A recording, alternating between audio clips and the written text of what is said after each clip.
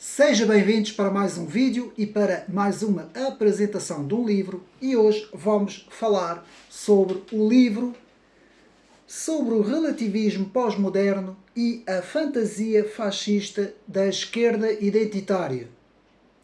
Este livro, que foi escrito por António Risério, portanto eu vou mostrar aqui o trabalho de António Risério, que, portanto, passo a apresentar o autor,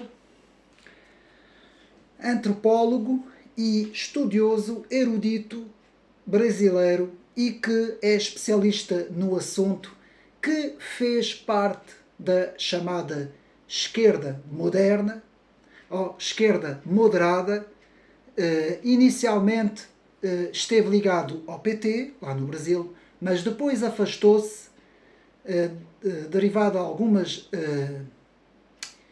digamos assim, ideias mais radicais que o autor começou a combater, e o autor também explica isso no livro, no seu trabalho. Afastou-se também de uma certa esquerda identitária, e é muito interessante porque este vídeo vai ser feito com base no trabalho de alguém que se posiciona à esquerda. Não é alguém que está na direita, não é alguém que vem da área conservadora ou que faz parte da direita conservadora ou direita radical, não é o popular, conforme lhe queiram chamar, mas é alguém que se posiciona precisamente na esquerda, portanto um autor brasileiro que se posiciona na esquerda e que faz aqui um trabalho fantástico precisamente por causa disso. Ou seja, podemos dizer que este autor fica assim livre de qualquer suspeita de um certo enviesamento à direita, e este autor vai fazer uma crítica muito forte à chamada esquerda identitária, ou à esquerda woke, a esquerda woke, que nós conhecemos hoje pela esquerda woke, e desde já tenho de fazer aqui também uma separação, a título de introdução, uma separação entre aquilo que é chamada o identitarismo da esquerda, ou seja, a defesa das identidades das minorias, que muitas vezes se posiciona na esquerda e na extrema-esquerda política, e o chamado identitarismo que se posiciona à direita, ou seja, que também podemos chamar de direita identitária, que é outro assunto, que é outra ideologia, digamos assim, outra corrente de pensamento. Eu fiz há pouco tempo no canal, portanto, o resumo de um trabalho sobre isso, sobre os identitários dentro da direita, que é outra coisa, portanto, é outra ideologia que defende uma certa nacionalidade europeia, digamos assim, uma certa ideia de uma Europa das nações, e que é outra coisa, nada tem a ver com a esquerda e com a extrema-esquerda, e nada tem a ver com este trabalho que vamos falar hoje. Portanto, vamos separar aqui estas duas ideias. Aqui estamos a falar do identitarismo de esquerda e de extrema-esquerda, em termos do eixo político esquerda-direita, e que no eixo político que hoje temos, portanto, bastante presente no espaço e no tempo, quando nós falamos em ciência política, entre globalismo e populismo, não é? Podemos resumir desta forma um pouco simplista, mas podemos resumir desta forma. Podemos dizer que esta esquerda identitária se posiciona no eixo globalista, ou seja, ela defende ideias muito semelhantes às elites globais, ou seja, as elites globais muitas vezes estão ao lado destas ideologias identitárias. Muitas vezes os grandes financeiros, digamos assim, apoiam estas causas wokistas. Isto, portanto, só para fazer uma pequena introdução aqui ao trabalho, e é sobre isso que o autor António Risério vai falar neste trabalho, escrito em 2019, com cerca de 200 páginas, e o autor faz aqui uma crítica bastante grande, e podemos entender aqui a crítica do autor na ideia central do trabalho, que eu vou desenvolver aqui mais para a frente, de que, de facto, existe um certo relativismo de valores nesta esquerda identitária que predispõe esta esquerda a se aproximar praticamente do fascismo, que esta é, portanto, a ideia do autor. Daí o título sobre o relativismo pós-moderno e a fantasia fascista da esquerda identitária. Meus amigos, e mais uma vez, antes de entrarmos no trabalho, devo dizer que é mais uma vez lamentável em Portugal, nas nossas livrarias, não encontrarmos trabalhos deste tipo.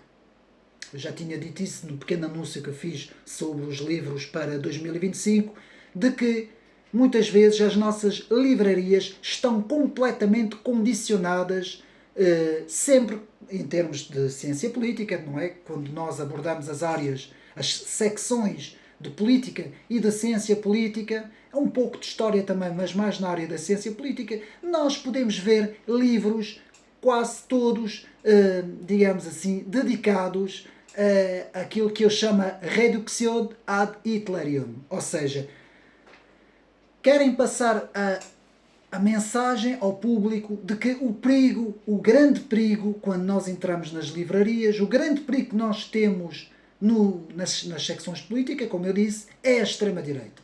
O bicho-papão, o bode expiatório, aquilo que a comunicação social 24 horas por 24 nos explica que é o grande problema, que o avanço da extrema-direita, o problema da extrema-direita, o perigo da extrema-direita. Agora o rótulo mudou um bocadinho porque os nossos meios de comunicação começaram a ver que o público, a opinião pública não ia muito atrás disto, então agora estão a ressurgir com o novo rótulo de neonazi, acho que é isso que eles dizem, ou seja, grupos neonazis por aqui, por ali, acolá, e nós vemos isso em todo lado, e agora estão a aparecer grupos desses em todo lado, e nós, portanto, digamos assim, esta a grande mensagem, a grande ideia que os nossos meios de comunicação estão a passar, e as livrarias, como eu disse, não escapam, e muitas vezes quando nós entramos nas grandes superfícies comerciais, nas grandes livrarias, não vou aqui agora a dizer o nome, logo na secção da ciência política deparamos-nos logo com livros sobre o perigo do nazismo, o perigo da extrema-direita. Vem aí a extrema-direita, o Trump será da extrema-direita, em Portugal temos, atenção, o Chega é da extrema-direita. Enfim, temos toda essa panóplia de literatura que nos querem impingir, e qualquer pessoa que tenha um certo grau intelectual, ou que tenha já uma certa massa crítica, compreende perfeitamente que não passa de uma estratégia para assustar o público, para que o público não encontre trabalhos deste tipo. E é lamentável ter de mandar vir estes trabalhos do Brasil, portanto, porque é mesmo assim, meus amigos. Muitas vezes me mandam comentários a perguntar onde é que eu consigo os livros, porque não encontram os livros nas grandes superfícies, nas livrarias, e eu muitas vezes tenho de dizer, olha, tenho que encomendar os livros. Às vezes amigos trazem-me os livros do Brasil, outras vezes encomendo diretamente do Brasil, outras vezes vou a algumas livrarias que encomendam. Enfim, tem de ser desta forma, porque em Portugal as nossas editoras, e isto é uma crítica que eu aqui faço às editoras portuguesas, estão completamente enviesadas, porque é o que me parece, não é? A análise feita sobre os resultados é aquilo que me parece, porque não encontramos absolutamente, ou praticamente, quase nada praticamente, portanto nós temos muito pouco editado como trabalhos sobre uma crítica à esquerda e à extrema-esquerda, que seja a extrema-esquerda identitária, como nós vamos aqui ver hoje, ou que seja do próprio socialismo, nós não encontramos praticamente nada. Temos alguns autores, como o Brás, né, o nosso amigo João Brás, que tem feito excelentes trabalhos sobre o assunto. O nosso também amigo Jaime Nogueira Pinto, mas também em termos de esquerda identitária escreve muito pouco. E pouco mais nós temos sobre esses assuntos. É lamentável, enquanto que lá fora, por exemplo em França ou no Brasil, temos quantidades gigantescas de trabalhos sobre a extrema-esquerda wokista, a extrema-esquerda identitária, o perigo da extrema-esquerda, o socialismo, todas essas ideologias de esquerda, o próprio comunismo, não é? Em termos de história. Enfim, e aqui em Portugal não temos nada. Para vocês terem uma noção, o Livro Negro do Comunismo, de Stéphane Courtois, foi mais um trabalho que tive que mandar vir do Brasil, veio mesmo do Brasil, demorou 2 meses para cá chegar, para eu fazer a apresentação aqui no canal, com tradução Portugal-Brasil, não é? E é lamentável como é que nós não temos estes trabalhos editados em Portugal. E mais uma vez, isso não se deve ao acaso, com certeza que existe aqui uma política, uma estratégia para que o público, o grande público, não tenha acesso a estes trabalhos. E este é o combate deste canal Ocidente Neri Livros YouTube, que se propõe a apresentar em primeira mão todos esses trabalhos. E eu vou continuar este trabalho aqui no canal, embora irei falar também de muita coisa, não só política ou ciência política, mas também muito mais coisas como filosofia, como literatura e também religião, principalmente o cristianismo e o judaísmo, que serão, portanto, aqui as grandes prioridades do canal, e haverá também mais coisas, não é? História de Portugal. Enfim, irei dar ênfase justamente àquilo que todo conservador, todo tradicionalista, o patriota, o crente no cristianismo, precisa como ferramenta para aumentar os seus conhecimentos, aumentar a sua intelectualidade, que é isso que nós aqui tentamos fazer neste canal. E, sem mais demora, vamos agora ao trabalho. Esquerda identitária. A esquerda identitária, o pós-modernismo, o relativismo e o fascismo, porque são esses os termos que nós vamos aqui analisar hoje, neste fantástico trabalho que devo de dizer desde já, de António Risério, que eu parabenizo o autor por ter a coragem, um autor de esquerda, posicionado na esquerda moderada, a esquerda democrática, e ter a coragem de denunciar essas políticas radicais, wokistas, extremistas, identitárias, que, devo de dizer, têm feito muito mal à própria esquerda. Atenção. Porque a esquerda verdadeira, aquela esquerda que defende, digamos assim, a população, o trabalhador, aquilo que era chamado no marxismo original o proletariado, não é? O trabalhador, a massa, a grande massa, sem se preocupar com minorias, ou com etnias, ou com sexos, sem se preocupar com essas áreas, quando esta esquerda defendia o trabalhador, de forma mais simples, não é? Para simplificar aqui as expressões, esta esquerda ainda tinha muita força. Embora em termos económicos, nós não vamos aqui discutir estes assuntos, não é? Em termos de economia, não é?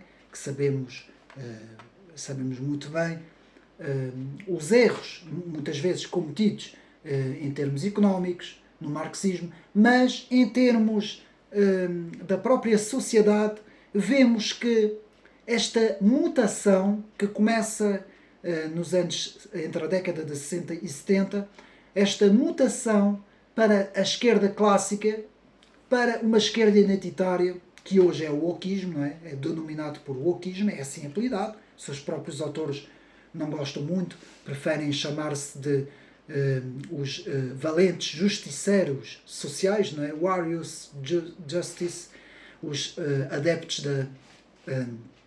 da crítica da raça, não é? Como é assim dito, da justiça, da crítica da raça, enfim, de todas essas doutrinas, muitas vezes ensinadas nas ciências sociais. Vamos ver o papel das ciências sociais, e tudo isso, toda esta mutação, enfraqueceu muito a esquerda no mundo ocidental. E hoje podemos ver nos Estados Unidos a derrota gigantesca do Partido Democrata.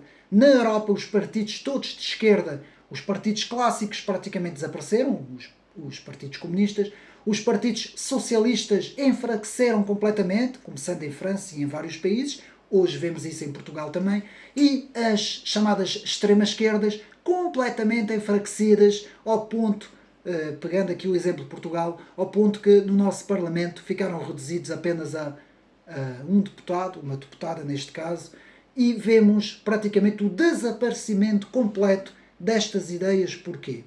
E é simples, é exatamente isto que António Risério vai aqui explicar no seu trabalho.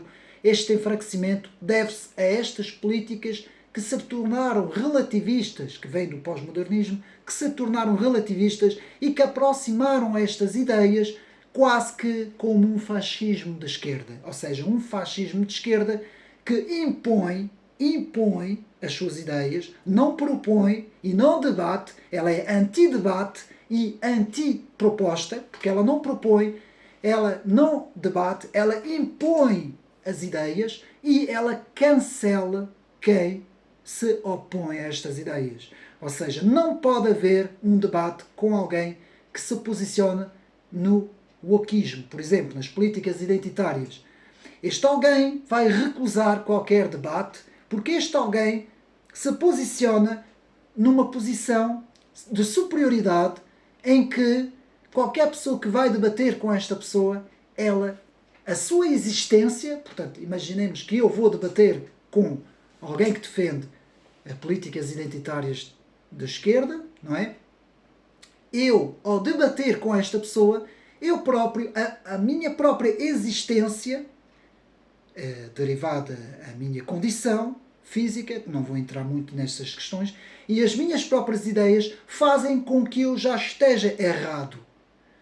Estou errado completamente, portanto, eu nem sequer tenho hipótese de argumentar com uma pessoa destas, porque segundo as ideias destas pessoas, a minha própria argumentação demonstra que eu sou um supremacista, alguém que quer me superiorizar, e toda esta conversa de supremacia branca, enfim, todas essas coisas que nós vemos aqui dessas políticas identitárias, que mais não fazem de que fugir do debate, cancelando o adversário, que é muito mais fácil, e indo ao ponto de querer uma imposição completa.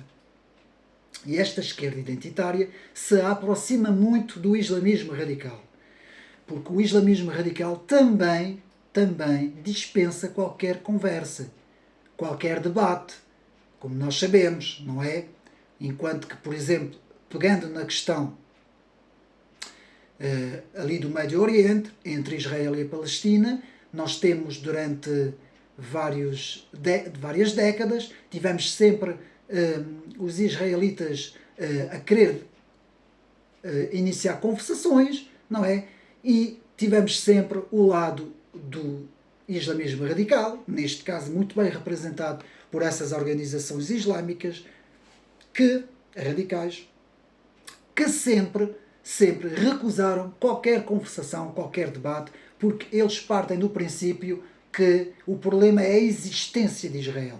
Transpondo este problema na esquerda identitária é a mesma coisa. A esquerda identitária pensa que o problema é existir uma direita conservadora, uma direita popular, uma direita radical, até uma direita democrática, não é? Porque muitas vezes vemos essas pessoas que estão completamente no extremo, dentro das políticas identitárias, chegando ao cúmulo de dizer que o próprio Partido Socialista aqui em Portugal era um partido que nem sequer devia existir, quanto mais o Partido Social Democrata, não é? Nem vou agora entrar aqui nestas questões. Então nós vemos aqui perfeitamente o extremismo destas políticas identitárias e sem mais demora, vamos então ao trabalho. António Risério faz aqui um excelente trabalho de 200 páginas que escreveu em 2019 pela editora Top Books, e o autor nos fala de que a esquerda identitária tornou-se fascista logo na entrada na página,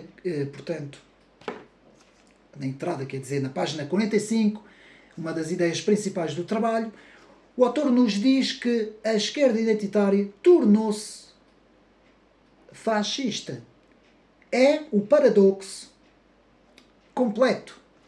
E este paradoxo é de que estes supostos antifascistas, que se denominam antifascistas, são eles próprios os próprios fascistas, não é? Até há uma citação que circulou durante algum tempo na internet que dizia que os fascistas da manhã serão chamados de antifascistas, não é? Os próprios fascistas da manhã, não é? Serão chamados antifascistas. E é exatamente isto que acontece, meus amigos.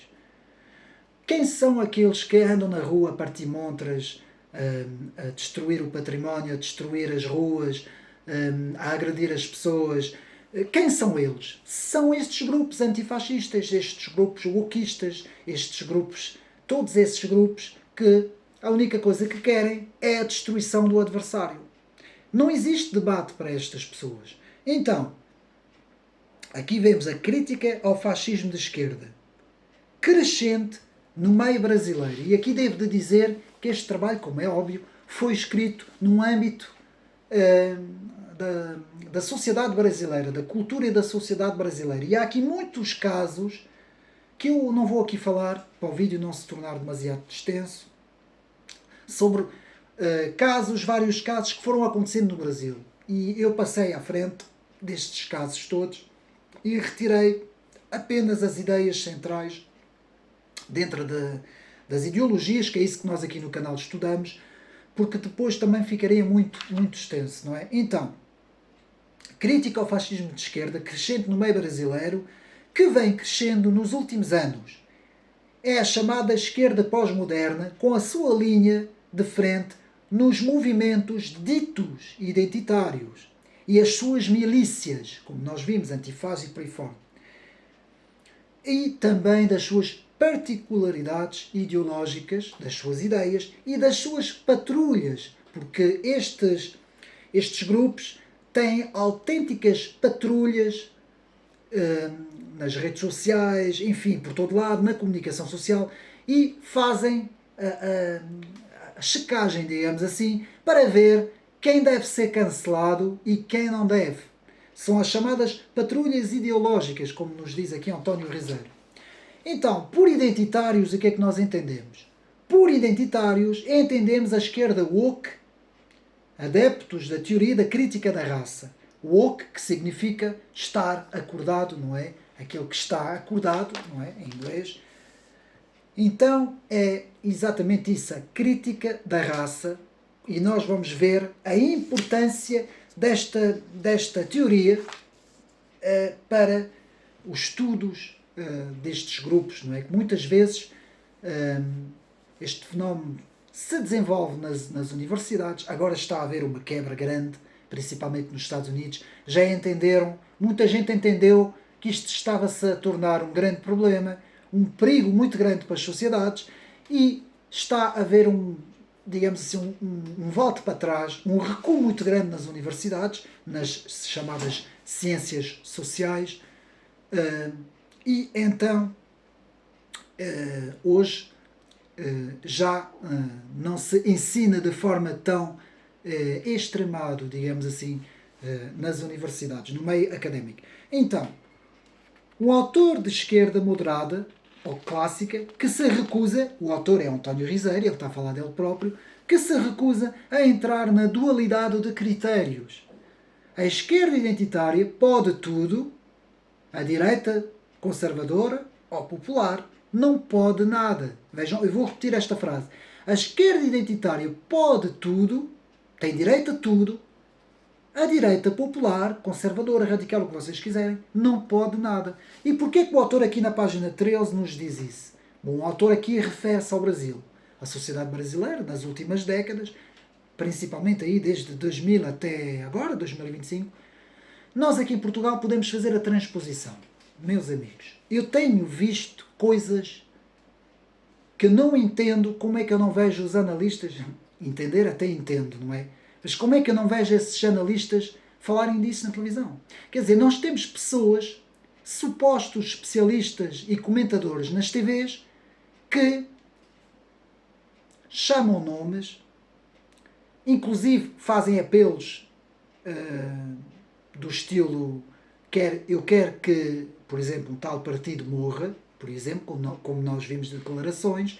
Outras comentadoras chegam a dizer que essas pessoas da direita conservadora ou popular deviam ser todas destruídas, riscadas do mapa. Porque eu já vi isso, não com essas palavras, mas eu já vi isso dito por esses comentadores nas televisões. Enfim, temos uma série de jornais e revistas que escrevem coisas. Temos declarações de comentadores que chamam nomes aos próprios deputados, por exemplo, do Partido Chega, não é? Aqui como exemplo. Temos coisas incríveis de pensarmos, bom, esta gente realmente devia estar, toda esta gente devia ter um processo, não é? Estas pessoas que apelam à ilegalização do partido, apelam a que essas pessoas deviam estar todas presas, que a própria massa eleitoral devia ser cancelada, vejam bem, mais de 1 milhão de pessoas, e muito mais agora, não é? Nestas últimas legislativas. Portanto, e nós vemos essas coisas todas, e em relação à direita popular, quando alguém diz qualquer coisinha, ou escreve um Twitter ou uma coisa qualquer, esta pessoa é presa, é detida, é cancelada, nunca mais ninguém ouve falar dessa pessoa. Portanto, como é que existe assim 2 pesos e 2 medidas? Como é possível existir 2 pesos e 2 medidas? Ora, se a justiça funcionasse de forma correta, tínhamos uma neutralidade, ou seja, tínhamos a mesma coisa dos dois lados, não é?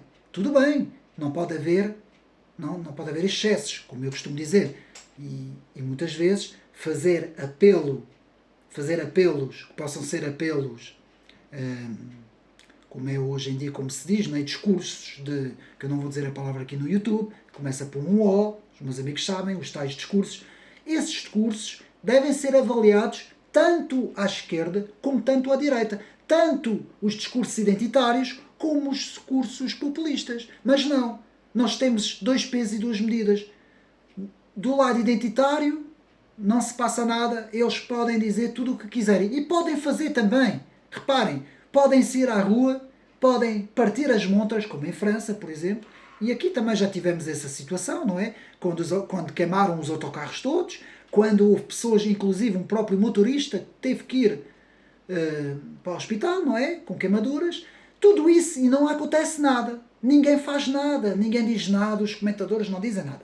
Mas, do outro lado, se há alguém que escreve um Twitter, se há alguém que diz uma coisinha, se há alguém que vai à televisão, um deputado do Chega que diz uma coisa que se calhar às vezes pode sair, não é? Eles todos os dias estão na televisão, com certeza que há sempre uma saída menos feliz, não é? Essas pessoas são logo, 24 horas sobre 24 a caírem em cima destas pessoas. E muitas vezes essas pessoas são, em termos da nossa própria justiça, muitas vezes essas pessoas são detidas, não é? E eu pergunto-me, como é possível uma coisa destas? Então, isto tem uma resposta, meus amigos, e desculpem a demora, devemos estar já a ver o livro. Isto tem apenas uma resposta.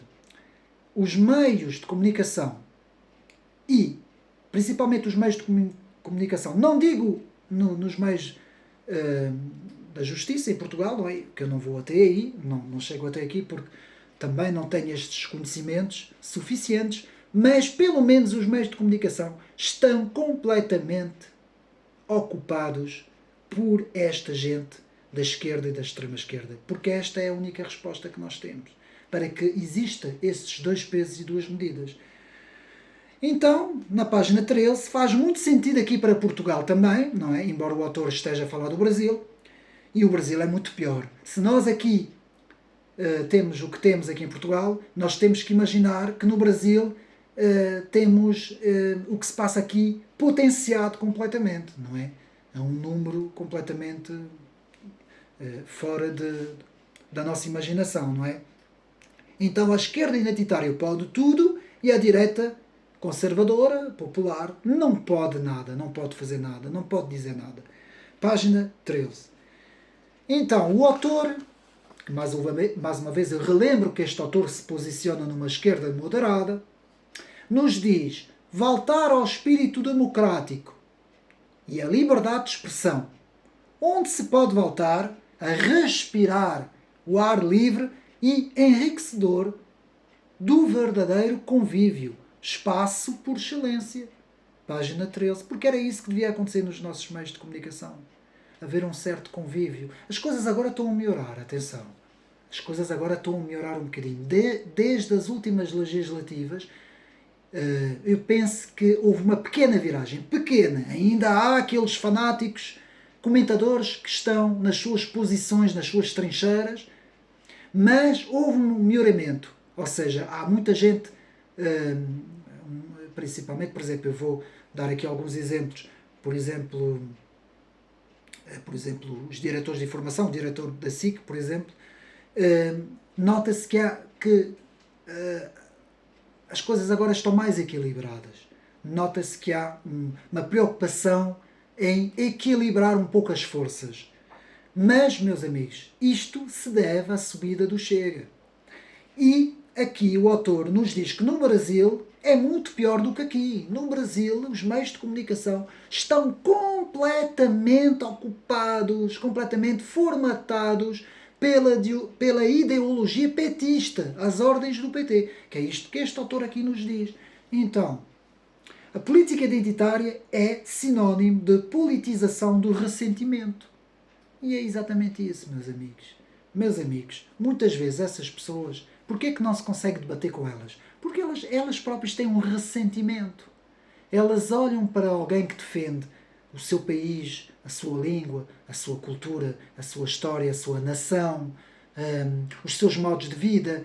Elas olham para essas pessoas como elas veem nessas pessoas pessoas malvadas, pessoas, muitas vezes pessoas racistas, pessoas... porque elas têm isso, é um ressentimento. É a mesma coisa que um pobre que odeia o rico. É lógico que era bom que ninguém fosse pobre, não é? Portanto, não estamos aqui a defender nem o rico nem o pobre. Mas, como podemos criticar muitas vezes as pessoas bem abastadas, que poderiam ajudar muitas vezes e não ajudam, estou a falar dos grandes financeiros, fazem-se de filantrópicos, mas é para, digamos assim, para disfarçar muitas vezes nas suas fundações, muitas vezes é uma forma de disfarçar poder, mas também temos que criticar as pessoas, muitas vezes, que estão na pobreza e que, em vez de fazer alguma coisa por elas, não é? Põem-se portanto, eu não vou utilizar essa palavra. Põem-se com um ressentimento muito grande em relação a todos aqueles que têm. Isto é um traço característico da esquerda, o ressentimento, a inveja, o complexo de inferioridade. Reparem que, em termos de psicologia, alguém quando tem um complexo de inferioridade tenta sempre se superiorizar. Se vocês tiverem algum próximo, algum conhecido, algum amigo à vossa volta que está sempre a querer superiorizar-se aos outros, isto é logo um traço característico de que esta pessoa tem um complexo de inferioridade.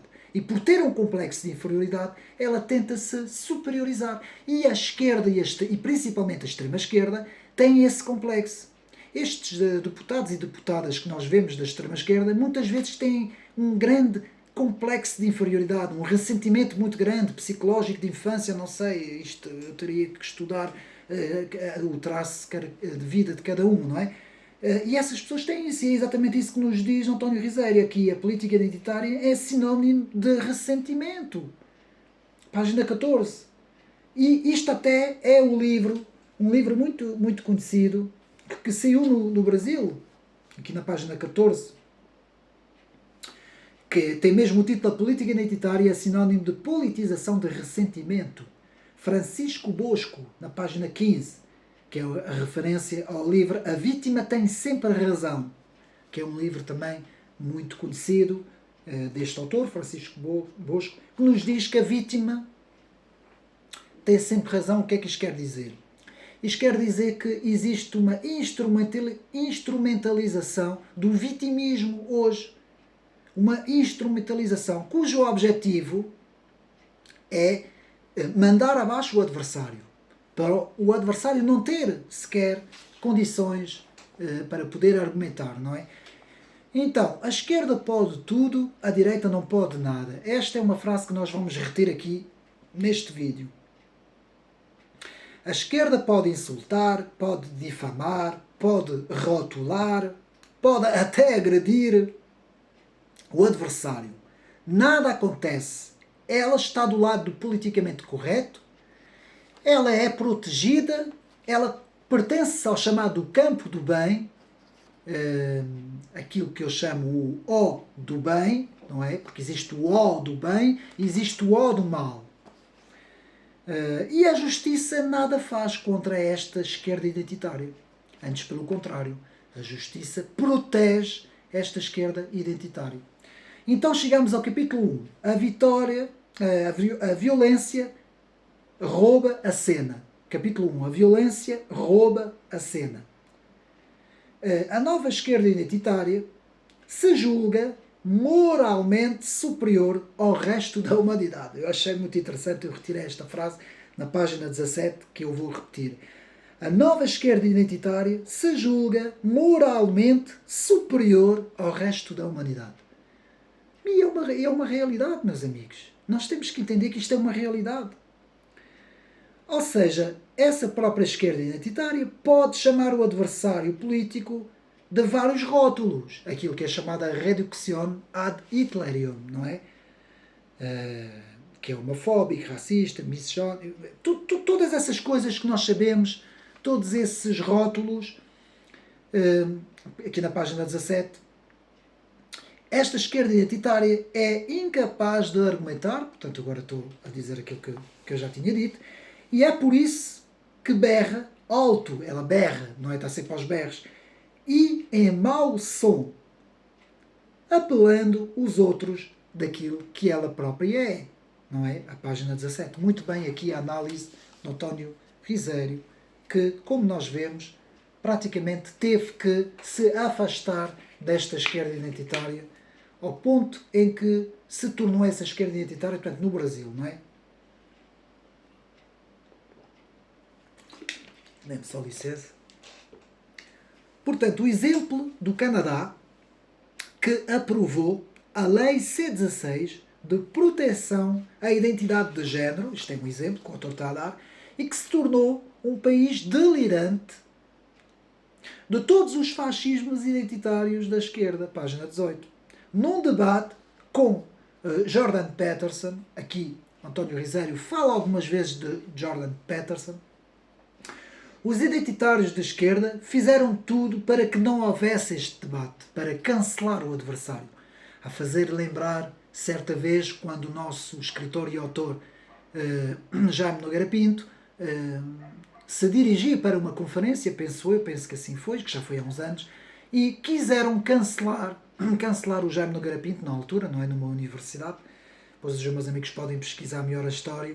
Mas enfim, mas isto acontece muito lá fora. Muitas vezes autores da direita e autores conservadores são impedidos de ir conferenciar em universidades. Muitas vezes acontece isso e é triste, é muito triste nós depararmos com este cancelamento, porque aquilo que mais importa numa democracia é justamente o debate. Poder existir e poder ocorrer o debate. Então, os chamados Social Justice Warriors, que é aquilo que eu ainda há bocado falei, os chamados guerreiros da justiça social, os tais guerreiros da justiça social, que nos Estados Unidos da América tentam amedronçar, ameaçar, meter medo a todos aqueles que expressam opiniões diferentes, opiniões conservadoras, opiniões da direita. Podem ser comparados às milícias de Mussolini ou até às milícias stalinistas. E é por isso que o autor nos fala de que esta esquerda identitária é fascista. Estão a perceber o título do livro, não é? Então, e também no Brasil, um coletivo, aqui o autor nos fala do racifascismo, um coletivo de racifascistas, e neonegros, esses são, portanto, os termos que o autor aqui está a empregar, impediram uma peça e agrediram uma professora universitária. É isso que a esquerda identitária faz, nos diz António Risério, na página 21.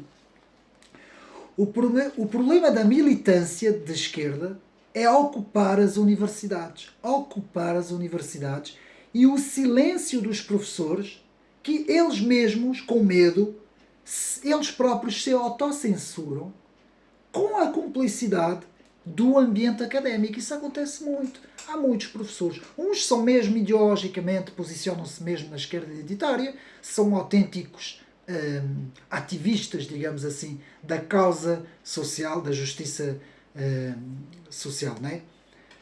Mas há outros professores que têm medo, ficam caladinhos porque têm medo. Ou seja, dentro das universidades existe um ambiente de cortar a faca, muitas vezes, criado por essas milícias da extrema-esquerda. Nós vimos perfeitamente isso em 2015, salvo erro, 2014, ou 2018, agora não me recordo, na Universidade de Evergreen, nos Estados Unidos da América, não é? Então, o fim da ideia de universalidade da universidade. Porque a universidade, que é um campus de conhecimento, a ideia principal de uma universidade é o seu espírito universal. A aceitação de todas as ideias e de todas as correntes e de todas as argumentações. E é exatamente isto que esta esquerda identitária ataca. A destruição desta ideia universal da própria universidade. Muito bem visto aqui por António Riseiro. Chegamos ao capítulo 2. O outro, com umas aspas, o outro do reconhecimento à rejeição. Capítulo 2. Como chegamos até aqui, nos diz António Riseiro? Como o movimento identitário da extrema-esquerda se desenvolveu desta maneira no mundo ocidental. Página 25. A esquerda woke, ou identitária, teve a sua origem na agenda da contracultura dos anos 60. Partindo da premissa, é proibido proibir. Muito bem conhecido, não é? No mais 68.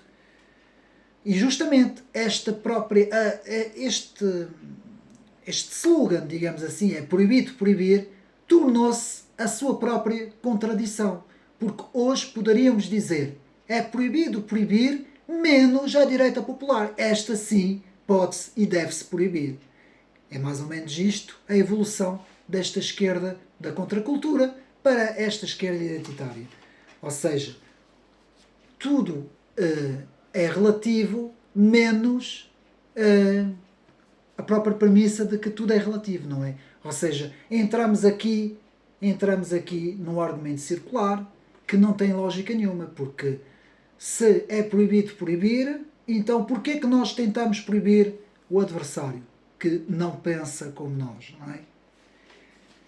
Então é isso, a esquerda woke ou identitária teve a sua origem na agenda da contracultura dos anos 60, da cultura hippie, paz e amor, do é proibido proibir, página 26, e no orientalismo, na nova era e nas drogas alucinogénicas, portanto, nessa altura, os LSDs, o pacifismo e também o início do ecofascismo, ou o ambientalismo radical.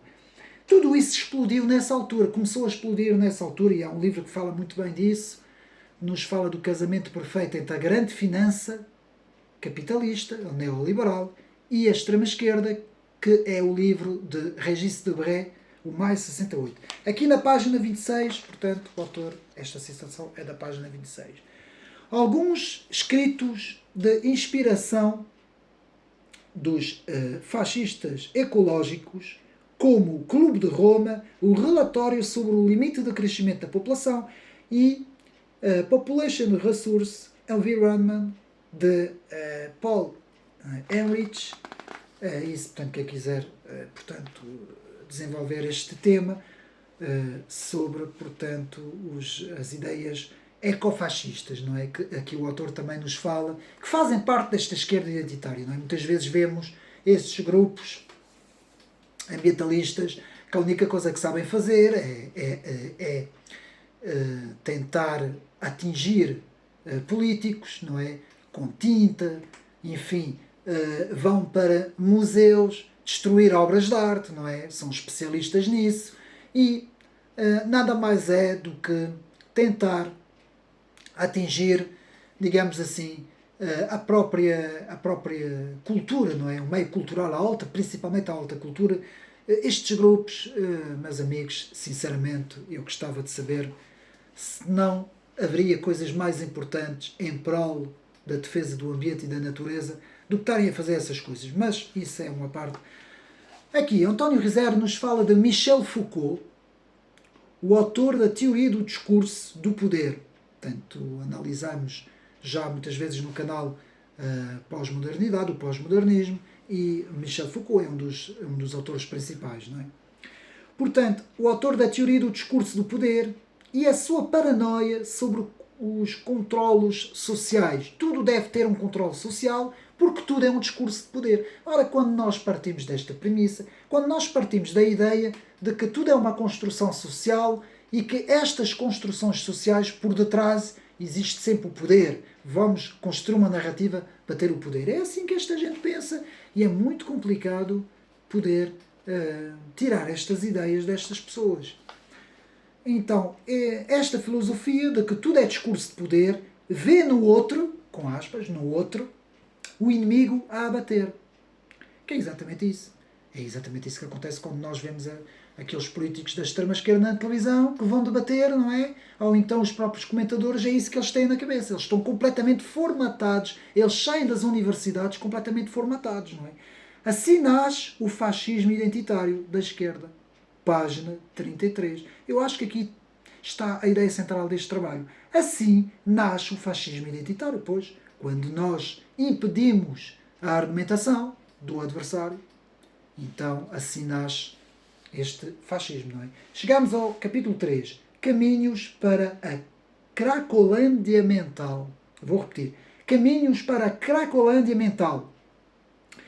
A base do pensamento identitário, woke, está no cruzamento do pensamento pós-estruturalista francês com a contracultura do mais 68, ou seja, a contracultura junto com o pós-estruturalismo de todos esses autores que surgiram na segunda metade do século XX, depois dos estruturalistas, ou seja, rejeitaram o estruturalismo e portanto, construíram uma reação que se chama pós-estruturalismo, ou a própria desconstrução. Há alguns autores que chamam de desconstrução, por exemplo, como o bem conhecido filósofo Jacques Derrida.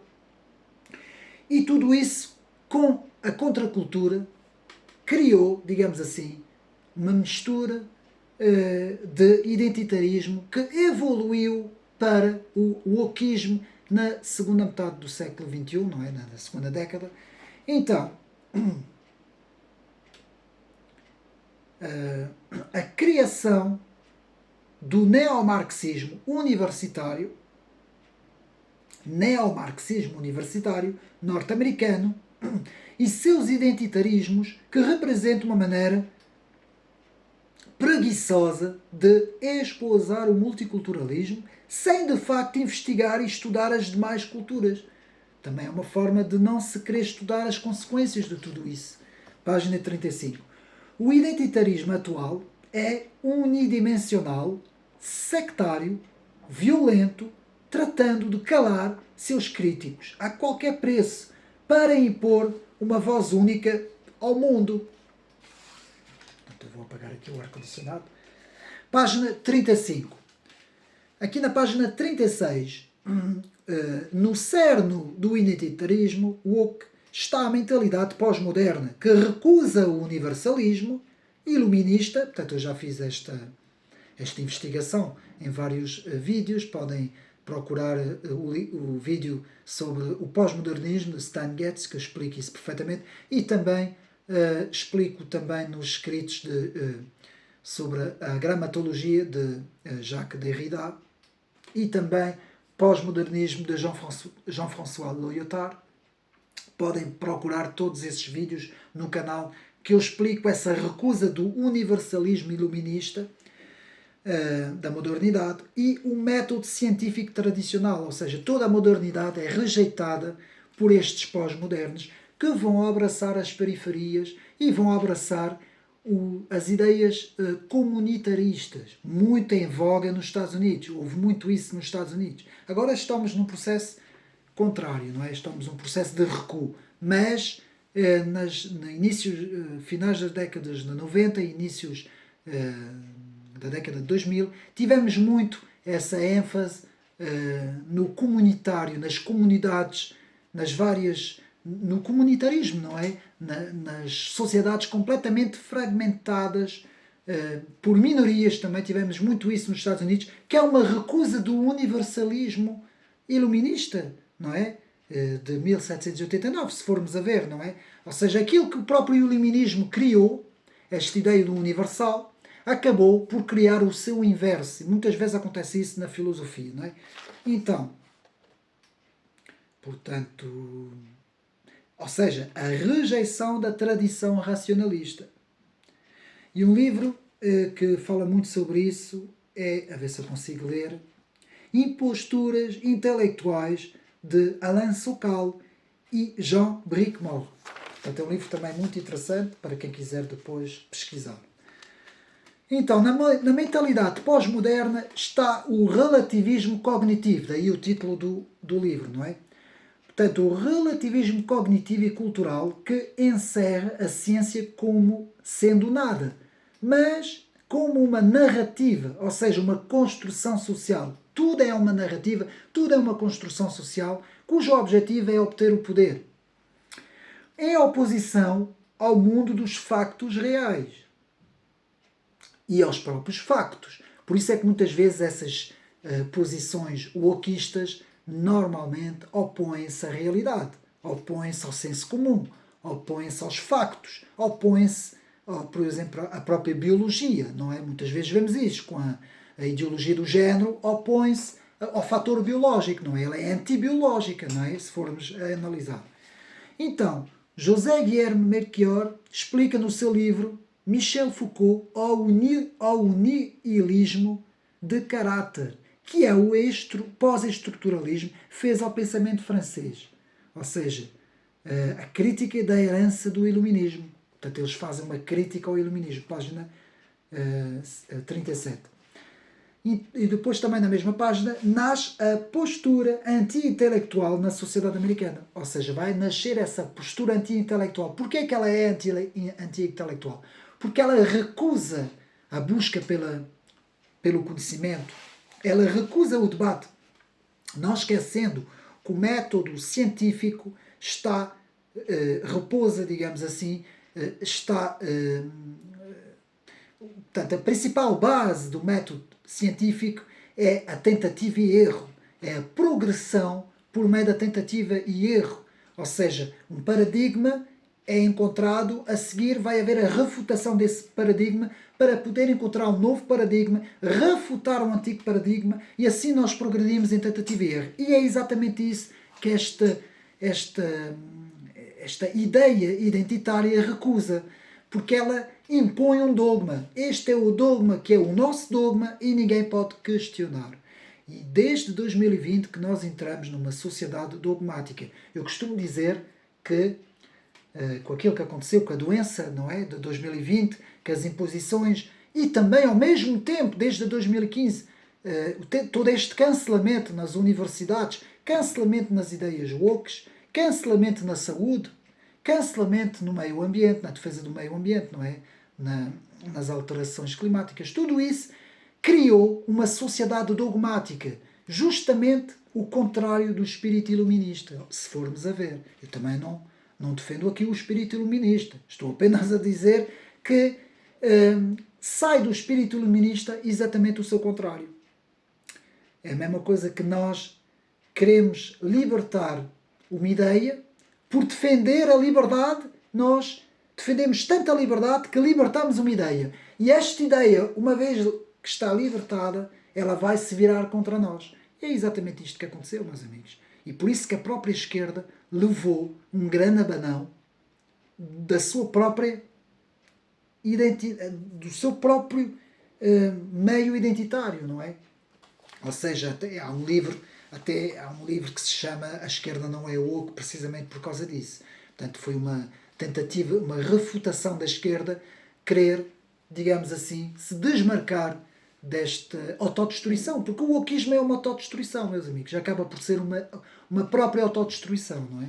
E eles que continuem assim, não é?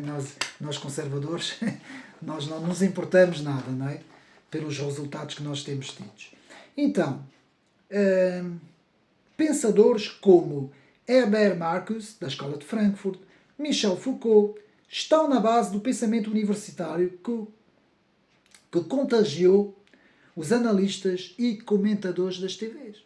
Todos esses analistas e comentadores, eles não pensam assim porque nasceram assim. Eles não nasceram com aqueles pensamentos. Eles foram contagiados nos meios universitários para pensarem daquela forma. E eu uma vez já disse, eles pensam mesmo, aquelas pessoas todas, o Daniel Oliveira, a Ana Gomes, essa gente toda, havia aqui muita gente para eu falar, eles estão convencidos que aqueles pensamentos que eles têm são os pensamentos que são os pensamentos verdadeiros. Eles são os defensores da justiça. Eles pensam na cabeça deles que são os defensores da justiça. E quando eles começam a ver as populações todas completamente, digamos assim, desfasadas das ideias deles, não é? Eles começam a perceber que estão numa bolha. Estão numa bolha elitista, que é aquele pensamento esquerdista, elitista, e começam a pensar, não, nós é que estamos certos, somos a elite que estamos certos, e todo o povo está errado. Nem que o povo seja, já nem digo 90%, digo mesmo 100%. Mesmo que o povo seja 100%, o povo está errado, nós é que somos os defensores da verdade. Isso é muito perigoso e isto acaba sempre muito mal. Todas as sociedades que partiram assim, acabou sempre muito mal do lado dessas pequenas elites que são minoritárias. Acabou sempre mal porque o que vence é o número, meus amigos. E a razão também, não é? O senso comum. E nós vimos a vitória de Donald Trump nos Estados Unidos é exatamente isso. É a recusa do americano comum, médio americano, de todas essas políticas democratas wokeistas, ao fim e ao cabo, não é? Identitárias, não é? Então, disposição da esquerda identitária. Vamos agora ver aqui, na página 38, António Rosário nos fala aqui das várias disposições da esquerda identitária. E vemos aqui o anti-iluminismo, o anti-racionalismo, o anti-ocidentalismo, a anticultura, eles são contra normalmente a cultura tradicional, anticultura, anticonservadores, eles são em prol da emoção, aquilo que é chamada o super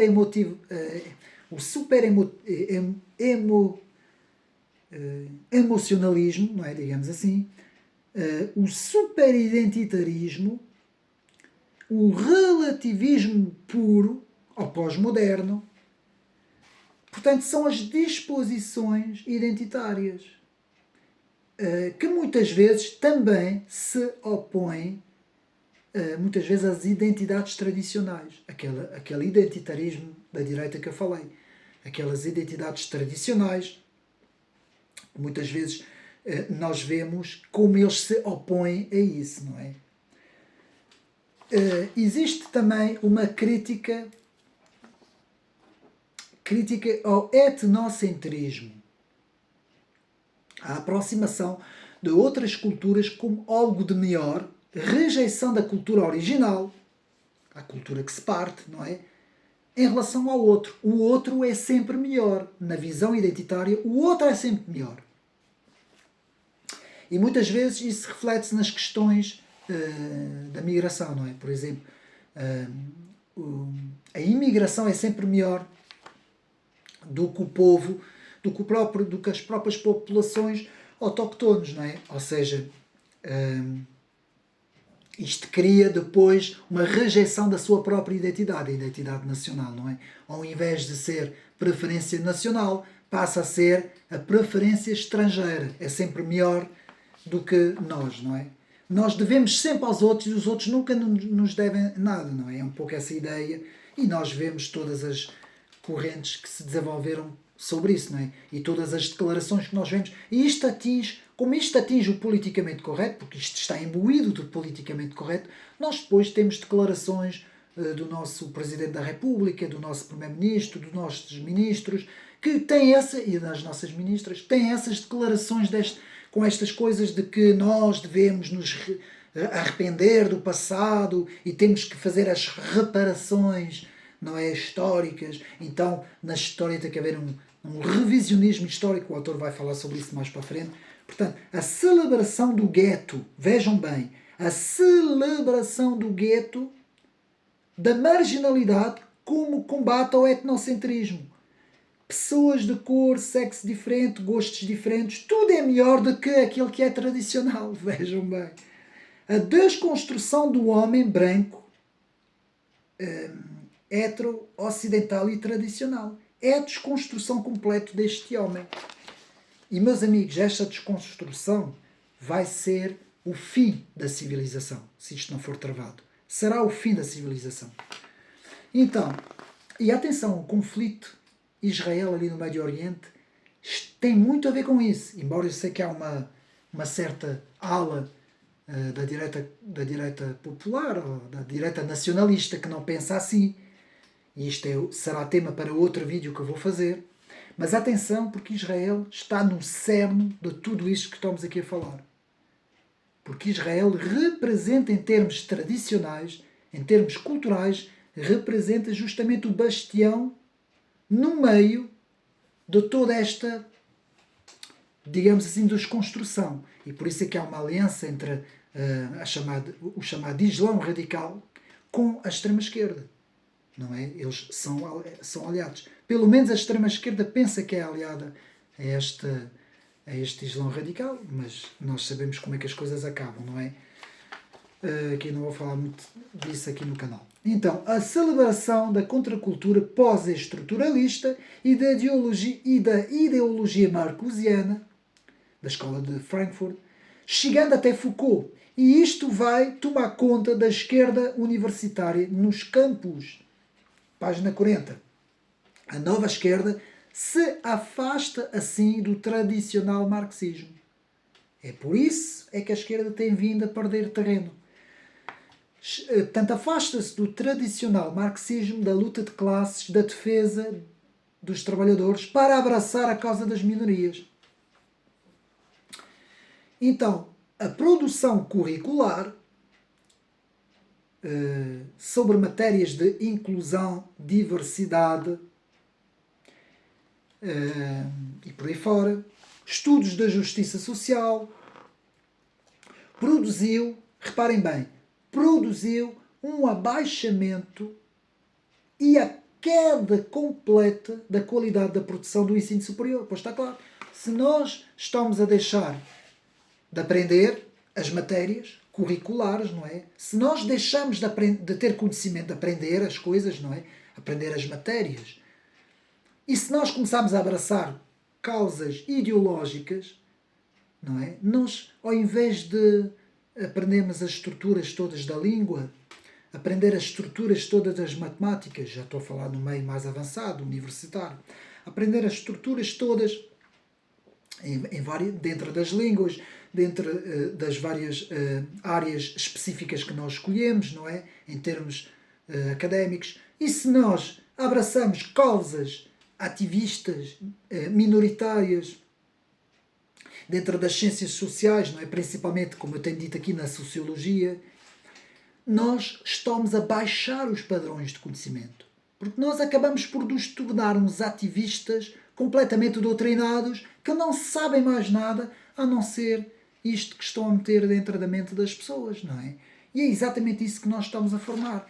As universidades, pelo menos tentaram até agora, formar ativistas da extrema-esquerda, que é isso que eles tentam fazer ali no ISTE e outras universidades, embora agora esteja a acontecer um recuo muito grande nos Estados Unidos e na Europa também. Então, tudo isso leva à intolerância de quem pensa diferente. Pois está claro. E leva, consequentemente, ao fascismo de esquerda. Página 43. A tolerância política e ideológica foi simplesmente varrida do meio académico. Vou repetir, a tolerância política e ideológica foi simplesmente varrida do meio académico. A situação criada pela esquerda identitária nos faz lembrar diretamente a violência dos estudantes comunistas chineses durante a Revolução Cultural do Maoísmo. Não é? Quem se lembra, no final dos anos 40, página 43. E toda essa onda liberticida que foi transportada para a Europa e para o meio ocidental. Portanto, há Gender Studio, os Post-Colonial Studio, os Queer Studio, Theory, são agora os currículos de marca das agendas académicas, página 46. Tudo para agradar aos tais humilhados e ofendidos da sociedade, os tais e eternos marginalizados, oprimidos, etc. Não é? Página 47. Com a cumplicidade e o medo dos que se sentem culpados pela desgraça do mundo. Página 47. O que está por trás de toda esta retórica teorética e discursiva é a vitimização ideológica, a autovitimização da esquerda. Página 47. O professor Gabriel Mitar Ribeiro explica muito bem isso nos seus escritos, e nos seus artigos e nos seus livros. Portanto, o ressentimento, a inveja, é o que caracteriza esta nova esquerda. Portanto, o se sentir ofendido, o ressentimento, a inveja, a inferioridade, o sentimento de inferioridade, não é? Tudo isso caracteriza esta esquerda identitária, página 47. Chegamos ao capítulo 4. A racionalidade planetária. A construção sociológica de que a verdade só é verdade dentro das fronteiras da cultura que a produziu. Vejam bem, não é? E aqui, citação de Ernest Gellner, que explica que o pós-modernismo se entrega ao subjetivismo mais desvalhado, numa tentativa insana de expiar as culpas do colonialismo, não é? A tal culpa dos pecados de há 500 anos atrás, não é? Aquilo de que Geoffrey, tem um nome assim um bocado complicado, Baron explicava na sua introdução à história contemporânea e que tratou de explicar num outro trabalho também, aqui na página 50, que se chama Revolta contra o Ocidente. Está tudo dito, meus amigos. Tudo isso é puro ressentimento, não é? Os meta-antinarrativistas e identitários, nos dizem que se você não concorda comigo, você é um fascista. E eles próprios é que estão a ser fascistas, não é? Porque nós queremos a argumentação, queremos o debate. Como se pode argumentar com uma pessoa assim? Como é que eu posso tentar argumentar com uma pessoa assim? Por exemplo, como eu já tinha dito, há muitos, não vou agora estar a dizer os nomes deles, há muitos comentadores na televisão que são assim. Não se consegue bater com eles. Não dá. E atenção, com eles ainda se consegue ter um certo debate. Mas eu vou dar um pequeno exemplo. Quem assistiu àquele documentário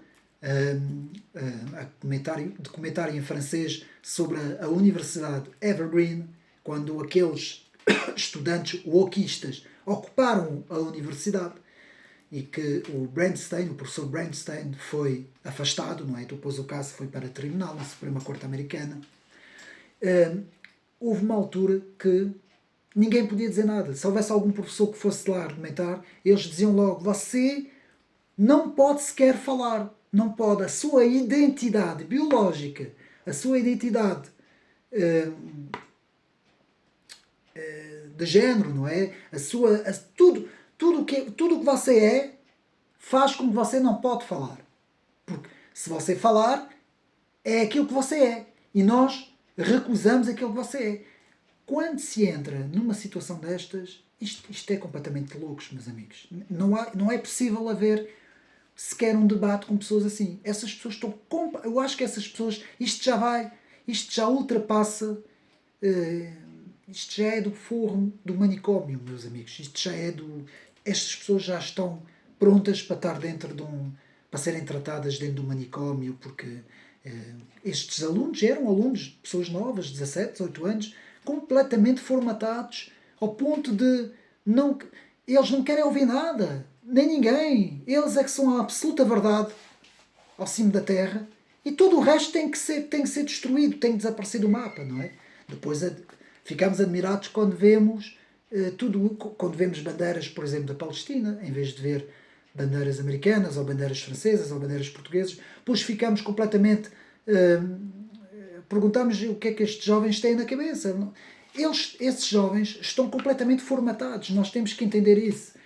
Então, defender que a ciência é apenas um texto, entre muitos outros textos válidos, apenas em seu próprio âmbito, é pura e simplesmente confusão mental. É aquilo que eu estava a dizer. Então, se a própria ciência não é ciência, eles próprios renegam a própria ciência. É mais um texto no meio de outros textos. Tudo é construções, tudo é textos, tudo é narrativas, toda a gente tem razão, ninguém tem razão. Ou seja, é um relativismo puro que não serve para mais nada do que para destruir uma sociedade.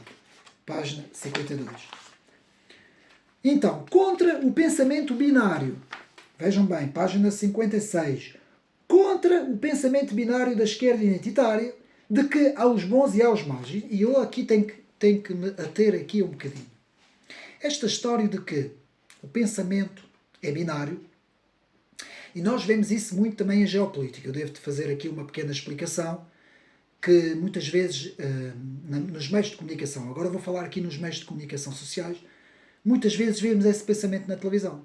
O pensamento binário. Eu vou explicar. É um pensamento puramente manicaísta. Ou seja, existe o bem, existe o mal. Nós somos os bons, vocês são os maus. Ou seja, temos uma situação. Por exemplo, temos o conflito do Médio Oriente. Existem os bons, existem os maus. Por exemplo, analisando... Eu prefiro então a questão do Médio Oriente é mais complicada. Eu vou pegar na questão da Ucrânia. Desde a operação especial da Federação da Rússia de 2022, não é? 24 de fevereiro de 2022, se eu não estou em erro, que de repente os nossos analistas, especialistas e comentadores passaram a ter uma análise chamada análise binária. Ou seja, Ucrânia, a NATO, neste caso o Partido Democrata Americano, não os americanos, o Partido Democrata, e a União Europeia estão no campo do bem. São os defensores do bem. E a Rússia? E aqueles que apoiam a Rússia estão no campo do mal. Durante uns meses isto funcionou muito bem. Toda a gente pensava assim. Eu nas minhas redes sociais disse logo, não, a coisa não funciona assim. Nós temos que analisar o conflito, não a partir, embora essa operação especial não devia ter sido feita daquela maneira, eu sempre disse isso, mas não vou falar agora disto aqui, porque não tem nada a ver com o livro. Mas eu sempre disse, não, a coisa é muito mais complexa. E eu vou explicar o que é que eu quero dizer com isto.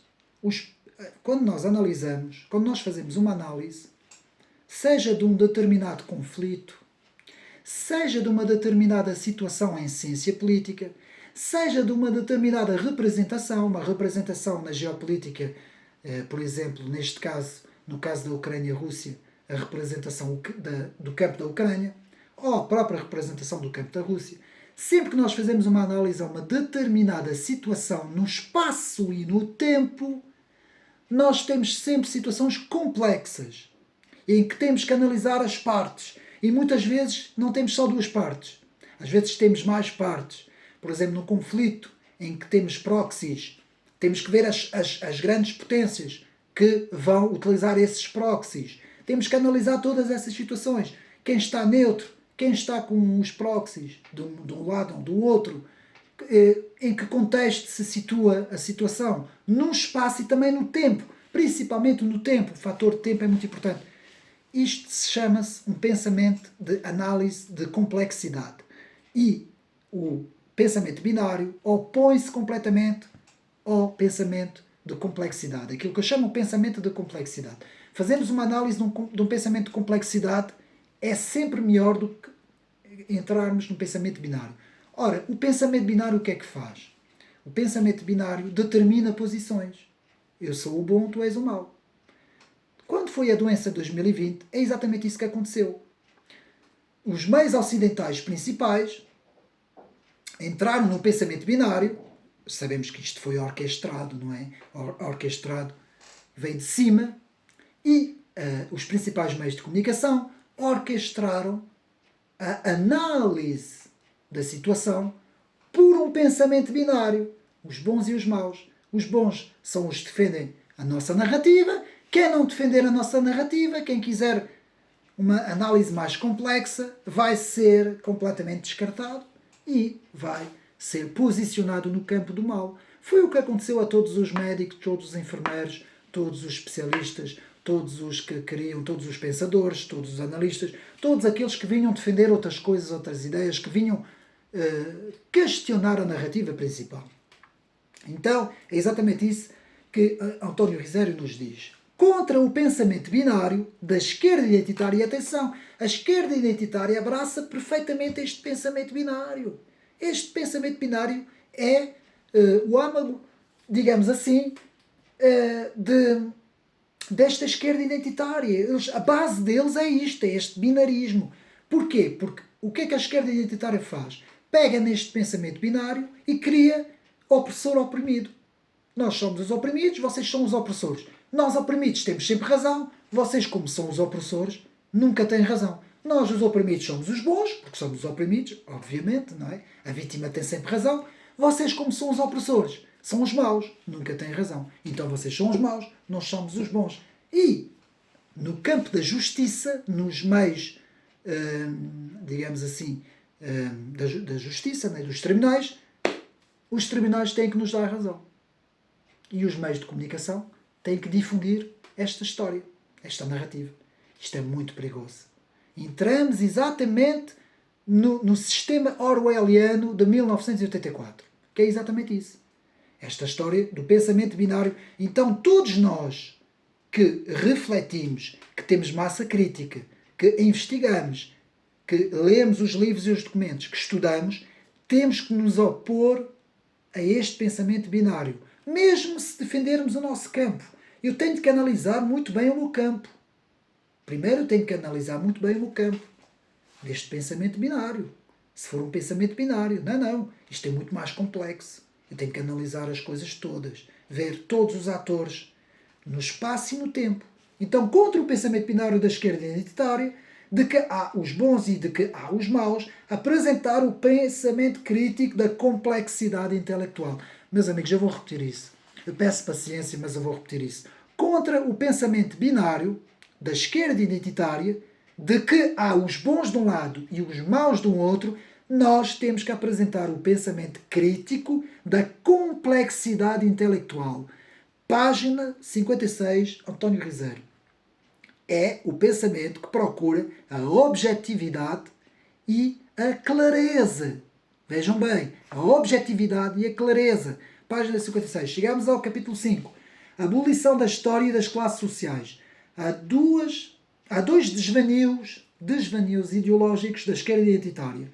O congelamento da história e a abolição das classes sociais. Pois é, vocês vão me dizer, então, mas o marxismo não é justamente isso das classes sociais, não é? Como nós estudamos, pois é. Mas é que estes tipos invertem tudo, de tal maneira, aqui na página 60 até a página 82, achei muito interessante este capítulo, porque isto nos mostra, para já, começa logo com o congelamento da história.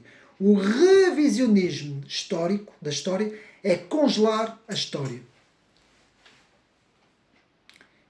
O aluno entra para o curso de História, seja secundário ou universitário, você a partir de agora não vai aprender mais a história de Portugal.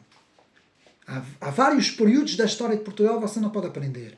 Por exemplo, os descobrimentos, a reconquista, os nossos reis. Tudo isso você não pode aprender. Porquê? Porque isto, neste momento, tudo isto, digamos assim, é contra a diversidade, é contra a igualdade, é contra as outras religiões. Portanto, a nossa imigração, você agora não... Todas essas coisas você não pode aprender. Ora, isto chama-se revisionismo histórico. Isto deveria ser proibido. Na minha análise, deveria ser proibido. Nós temos que aprender as coisas todas. Como as coisas se passaram, como é que as coisas foram. E a esquerda identitária é exatamente especialista nisso, em fazer revisionismo histórico. Para quê? Para depois termos que nos arrepender, temos que reparar. E como é que se faz a reparação? Bom, por enquanto entregamos coisas, né? Qualquer dia temos que pagar dinheiro, não é? Que é exatamente isso. É retirar o poder e a força do Ocidente e entregar isso às outras potências. É exatamente isto. Isto está muito bem descrito no livro de Sun Tzu, A Arte da Guerra, a subversão dentro de uma sociedade. Como é que se destrói uma sociedade sem fazer guerra com ela? Destruindo a sociedade por dentro. É pura subversão. O professor António de Sousa Lara explica muito bem isso no seu manual de Ciência Política. Portanto, não preciso falar aqui muito sobre isso. Então, o cancelamento da história e a abolição das classes sociais. Vamos agora ver porquê que é a abolição das classes sociais. Porquê? Porque, a partir de agora, não existe mais classes e vamos construir apenas...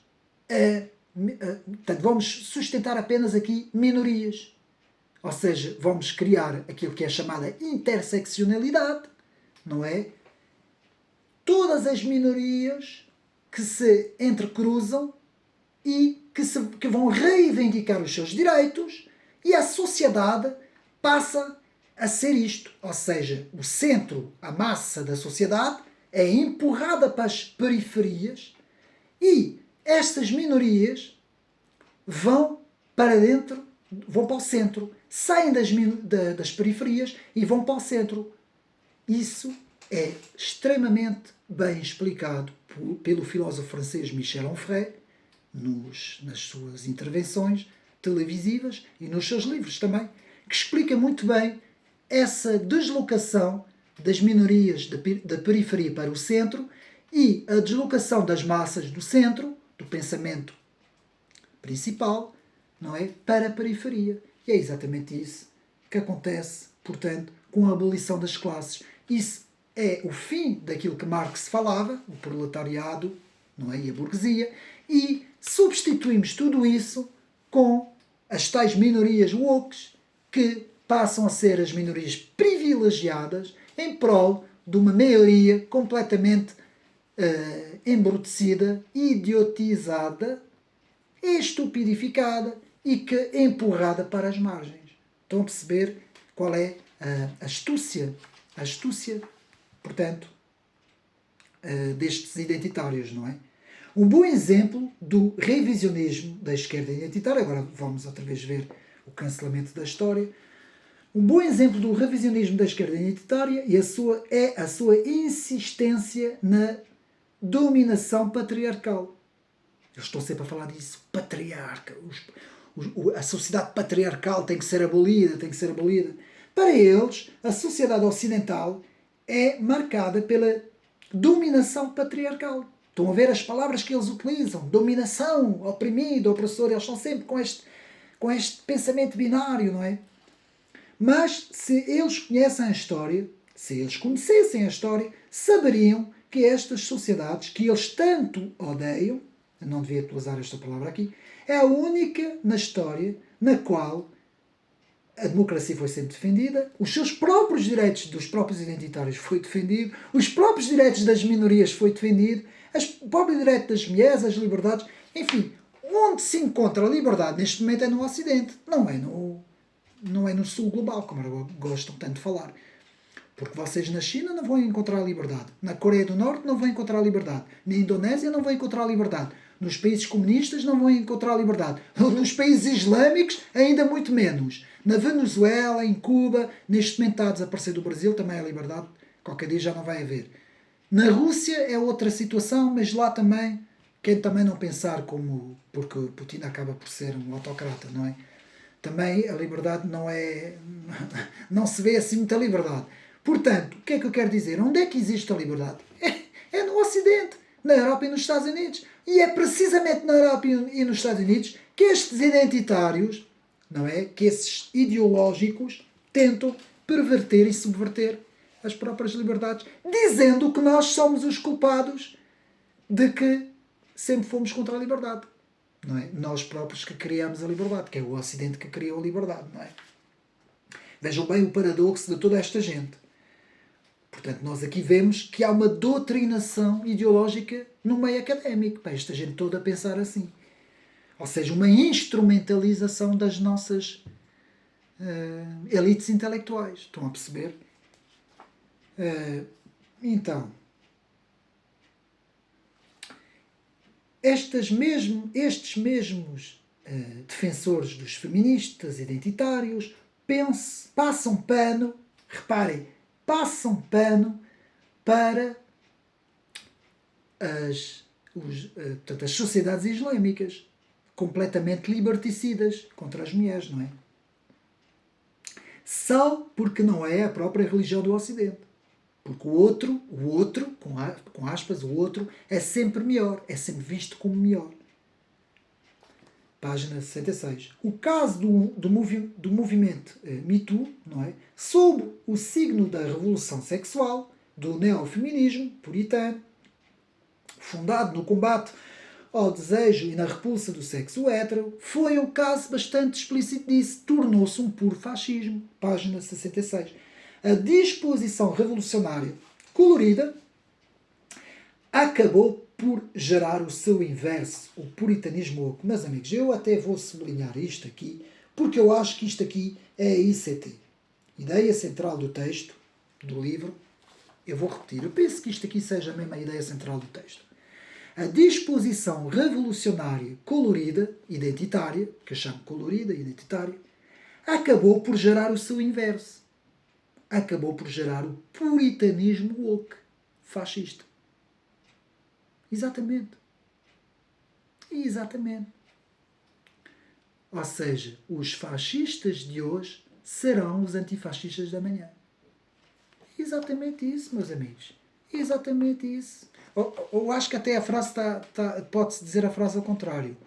Porque aqueles que hoje são antifascistas, a frase é mais assim. Aqueles que hoje se dizem e se proclamam os antifascistas serão os próprios fascistas. É assim que a frase é. Serão os próprios fascistas da manhã. Porque é exatamente isso que vai acontecer se não forem travados, não é? Então, esta turma identitária quer abolir não só a história, como também as classes sociais, como também a variabilidade antropológica da humanidade. Porque uma das coisas principais são as diferenças também, não é? A diversidade é muito importante. Mas o respeito pela diversidade, toda a diversidade, não é só uma diversidade que interessa, não é? Página 69. E como se não bastasse, querem banir da face da terra quem discordar dos seus dogmas. Isso é que é uma ideologia dogmática. A esquerda identitária é uma ideologia dogmática, meus amigos. Tentar ir um bocadinho mais depressa. O marxismo clássico e económico se transformou num marxismo cultural das minorias. O fim da utopia política e cultural da era da apatia. Russell Jacobi. A instauração do império multiculturalista e do politicamente correto que ganharam sua expansão mais sectária e estridulante. Página 74. Portanto, os estudos culturais que têm a ver com a crítica da raça e com o gramscismo, como uma revisão do marxismo que se afasta do proletariado, já vimos isso, para as minorias. Portanto, que é as minorias periféricas que vão ocupar o centro, como eu expliquei. Jordan Peterson explica bem que o manicaísmo da política identitária, manicaísmo, pensamento binário, o manicaísmo da política identitária descende em linha direta do modelo marxista, que dividiu o mundo entre opressores e oprimidos. E agora vou ler aqui esta parte rapidamente. Mas Zizek desloca a discussão ao apontar para o vínculo entre a política identitária e a fase atual do capitalismo. Página 78. Especulante sobre Zizek, quis dizer, ele foi pouco nesse tema. Dá para conjecturar a seguinte: as sociedades capitalistas estariam-se aproveitando do narcisismo de grupos identitários para criar formas mais individualizadas de consumo e mercados mais segmentados, trazendo com isso, por exemplo, todo o cinismo de ações de marketing e publicidade politicamente corretas que visam agregar valores e marcas. O identitarismo seria uma espécie de consequência politizada do individualismo engendrado pela sociedade de mercado. Aqui, o que Zizek nos está a dizer é que existe uma correlação entre a sociedade de mercado, o capital, e os identitarismos, não é? Capítulo 6. A defesa do apartheid político e cultural. O caso do turbante, que aconteceu no Brasil. Agora vou passar aqui à frente. Houve vários casos. O lugar de fala, que o autor nos fala, o lugar de fala. O que é o lugar de fala? É de onde é que tu falas, não é? É sempre do lugar de onde tu falas. Então, tu não podes dizer nada porque falas daquele lugar. É aquilo que ainda há bocado expliquei do wokismo, não é? Que aconteceu muito na Universidade de Evergreen, agora estou a andar um pouco mais rápido, que o lugar de fala de que alguém só pode falar de uma minoria se pertencer a essa minoria, se ele for puro mesmo dessa minoria. E aqui o autor, António Ribeiro, nos diz que isto é puro monopólio identitário de fala. É ter o monopólio da fala. Se tu não fores um wokista, não podes dizer nada. E não podes criticar o wokista, porque tu, para criticar o wokista, tens que ser um wokista. Tens que fazer parte dessas minorias. Portanto, isto é um atentado à liberdade, nos diz António Ribeiro, página 88. A bolha neonegra e o afro-oportunismo. Vou passar esse capítulo todo, meus amigos, se quiserem adquirir o livro. Portanto, os casos brasileiros de superioridade dos estereótipos negativos, da nova ideologia neonegra. Vou passar isso tudo, que vai da página 49 a 105, 110 a 115. Também tem aqui algumas polémicas sobre isso e eu não vou falar sobre isso. Os casos de revisionismo da história brasileira, todo o revisionismo da história brasileira. O que é o revisionismo histórico? É a reinterpretação da história com base numa ideologia e na ambiguidade dos factos históricos. Pronto, é isso. Por isso é que para mim devia ser proibido. O revisionismo histórico devia ser proibido. Página 111. Oitavo capítulo. A omnipotência do palavreado. A importância da palavra, da comunicação. Agir sobre a língua para mudar o mundo. Vou repetir. Agir sobre a língua para mudar o mundo. Página 117. Meus amigos, os novos acordes ortográficos é exatamente isso. A linguagem de género é exatamente isso. A linguagem neutra, não é? É exatamente isso. É agir sobre a linguagem para condicionar o pensamento. Então, o nascimento do politicamente correto é agir sobre a linguagem para mudar a opinião das pessoas. É exatamente isso. Página 117. E formou-se assim uma série de palavras para a political correctness, em inglês, political correctness, politicamente correto. Depois foi mexer em aspectos estruturais da língua com relação à classificação gramatical dos géneros, pois está claro, página 118. A tentativa de riscar do mapa da língua vocabulários julgados nocivos e ofensivos ou ultrajantes. Aqui só vou dar um exemplo daqui do livro. É, por exemplo, em vez de se chamar prostitutas, há outro que é um palavrão que eu não vou dizer aqui, em vez de se chamar prostitutas, vai-se falar agora de profissionais do sexo. Isto é só um exemplo, existem milhões e milhares de exemplos. Estão a ver? Este tipo de linguagem, não é? De tentar transformar a linguagem num politicamente correto, é para mudar a percepção das massas. Portanto, a importância da língua. A língua ordena, organiza e estrutura o nosso entendimento do mundo. Detonar os discursos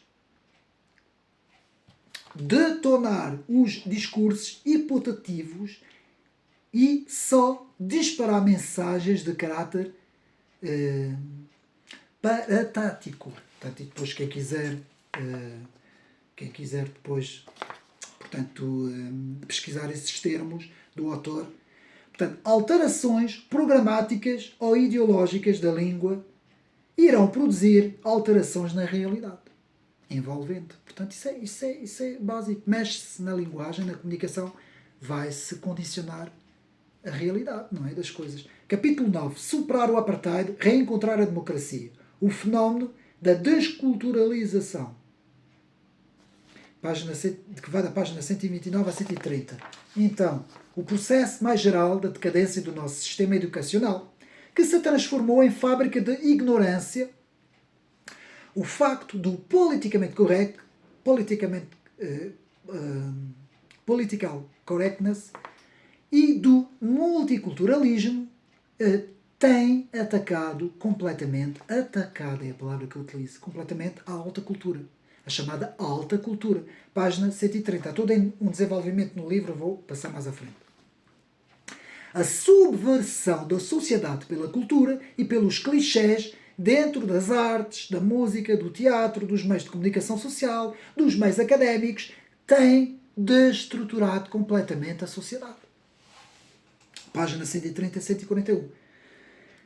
Porque há muito mais coisas. Eu estou aqui só a dar os principais apontamentos. Portanto, é a capa revolucionária somando-se ao exclusivismo com os seus procedimentos e as suas posturas de fundo fascista. Página 138. Os identitários da esquerda transcendem os movimentos de luta meramente sectoriais. Educação, saúde, meio ambiente, a própria diminuição da dimensão histórica, por exemplo, página 141. E eu cheguei ao fim e eu vou aqui dar, portanto, já tinha falado ainda há bocado da ideia central da mensagem, mas eu vou aqui repetir. O fascismo de esquerda é uma ideologia imposta à sociedade pela ideia do politicamente correto, de que todo o discurso, de que tudo é um discurso de poder e de que a realidade é uma construção social imposta pela sociedade ocidental. E eu vou repetir porque isto tem que ser repetido. Portanto, a ideia central do texto. O fascismo de esquerda é uma ideologia imposta à sociedade pela ideia do politicamente correto, de que tudo é um discurso de poder e de que a realidade é uma construção social imposta à sociedade ocidental. Estão a perceber? Imposta pela sociedade ocidental. Ou seja, o que é que isso quer dizer? Quer dizer que nesta mente destas pessoas, na mente destas pessoas, o que é que existe? Existe uma sociedade patriarcal, ocidental, hétero, tradicional, de etnia indo-europeu, branca, não é? Que tem que ser, vou dizer, tem que ser abolida. Tem que desaparecer. Na mente dessas pessoas tem que desaparecer. Esta sociedade tem que desaparecer. Para eles tem que ser outro tipo de sociedade. Portanto, se isto for uma Europa completamente islamizada para eles, não lhes vai fazer diferença nenhuma. Porque eles preferem tudo menos a própria sociedade ocidental. Isto levanta um problema muito grande que não sei se estas pessoas vão acordar, porque isto é um pesadelo, não sei se elas vão acordar do pesadelo que elas têm, e quando acordar poderá ser tarde. Poderá ser tarde. E com certeza que no futuro estas pessoas irão com certeza dar razão ao nosso campo, às nossas ideias, quando começarem a ver o perigo das suas próprias ideias. Estão a perceber? Espero que tenham gostado. Este livro é muito bom, tem muito mais. Analisa muitos casos do Brasil. Eu aqui não falei tanto, porque como é para... Isto é um canal em Portugal, não é? Mas quem quiser comprar mandar vir este livro, portanto, Relativismo Pós-Moderno e a Fantasia Fascista da Esquerda Identitária, meus amigos, vale a pena. Vale a pena comprar este trabalho. Meus amigos, o próximo vai haver agora, vamos mergulhar mais em questões religiosas, vamos mergulhar no judaísmo e no cristianismo, é o próximo vídeo, e vamos, portanto, depois iremos também ver a análise do livro de Apocalipse e de um autor muito interessante, os 50 acontecimentos, todos descritos. Depois iremos ver também um bocadinho de literatura e cultura com o padre António Vieira e mais algumas coisas. Iremos também ver um livro muito interessante que já me chegou às mãos, do William Guy Carr, Os Peões do Xadrez, que desta vez eu vou fazer a apresentação. Já tinha feito há muito tempo atrás uma coisa rápida de 20 minutos, eu considero isso rápido, mas eu agora vou fazer uma análise completa do livro de William Guy Carr, Peões no Xadrez, que é um livro muito importante que foi escrito por um especialista que pertenceu, portanto, aos serviços secretos americanos, um canadiense, que é um livro muito importante para nós entendermos também o que é que está por trás de toda esta movimentação globalista no mundo ocidental. E também um livro espiritual também, que também fala no campo espiritual. Meus amigos, espero que tenham gostado. Um abraço e até à próxima.